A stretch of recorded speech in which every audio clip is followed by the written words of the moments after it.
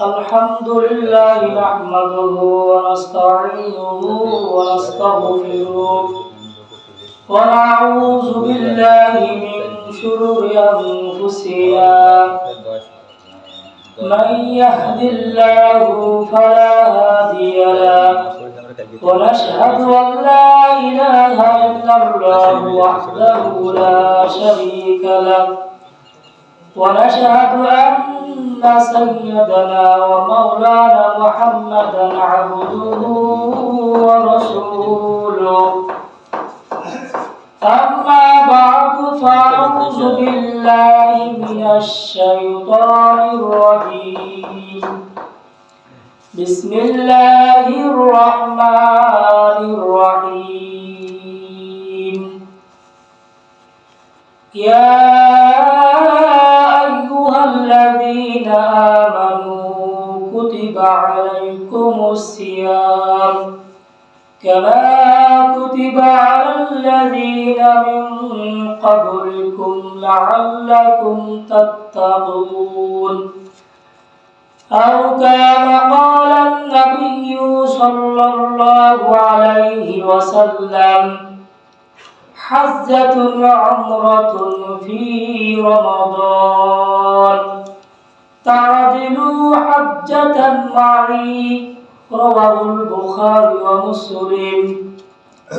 بسم الله الرحمن الرحيم إن الله وملائكته يصلون على النبي يا أيها الذين آمنوا صلوا عليه وسلموا تسليما اللهم صل على محمد كما صليت على إبراهيم وعلى آل إبراهيم إنك حميد مجيد اللهم بارك على محمد وعلى آل محمد كما باركت على إبراهيم وعلى آل إبراهيم إنك حميد مجيد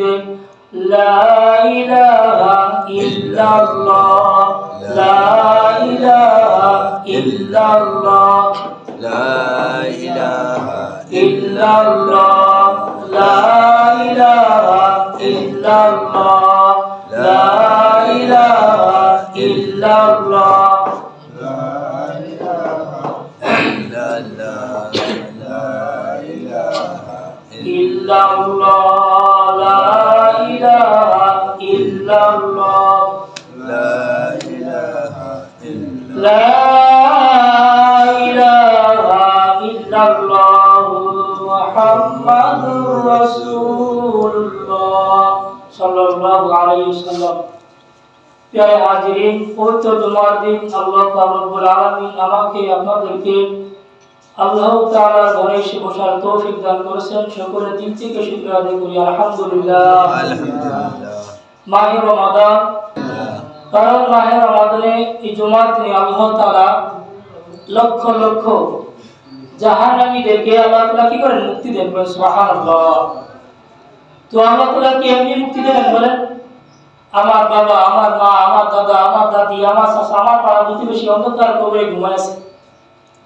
তাদের জন্য দোয়া করতে হবে দোয়া ছাড়া কি আল্লাহ তাআলা মাফ করবেন আল্লাহ লক্ষ লক্ষকে মাফ করবেন কিন্তু কার দ্বারা আর জুমার দিনে লক্ষ লক্ষ মুসল্লি একজন হবে এক্ষেত্রে তো আল্লাহ তাআলার কাছে দোয়া করবেন আল্লাহ তাআলা এর বিনিময়ে কি করবেন তাদেরকে আল্লাহ তাআলা ক্ষমা করবেন সুবহানাল্লাহ তো জুমার দিন আযানের পর সমস্ত কাজ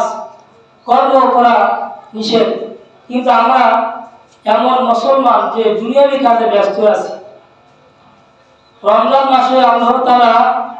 শয়তানকে কি করে আবদ্ধ করে রাখেন সুলসিলাতিশ শায়াতিন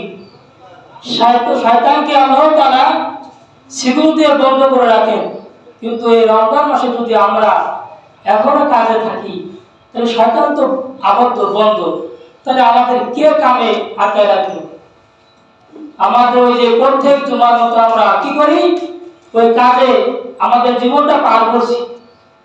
এবার কষ্ট থেকে গেছে, এই জন্য আমরা অভ্যাসটা চেঞ্জ করতে পারি নাই।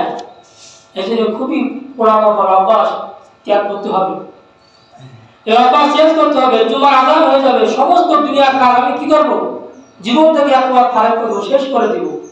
আর কোনো আমার এই জুমার দিনে আর কোনো আমার কাছে প্রয়োজন, কোনো কাজ আমার কাছে কোনো প্রয়োজন নাই। আমার কাছে কোনো আল্লাহর ঘর মসজিদ, সেখানে যে আমি কি করবো, নামাজ পড়বো। কিন্তু আমরা কাজে ব্যস্ত। আল্লাহ তাআলার কাছে যে কি জবাব দেব? যে মালিক বা কর্মচারী, মালিকের উচিত যে কর্মচারীকে যখন কাজ করা যাবে না, জুমার দিন, আল্লাহ তাআলা গুনাহ মাফের দিন, এই দিন আমরা সকলে কি করব, আল্লাহ তাআলার কাছে যে গুনাহ মাফের দোয়া চাবো, একটা সপ্তাহ কিভাবে জীবন কাটাবো তার জন্য আল্লাহর কাছে রোনাজানি করব। কিন্তু আমরা কাজে ব্যস্ত।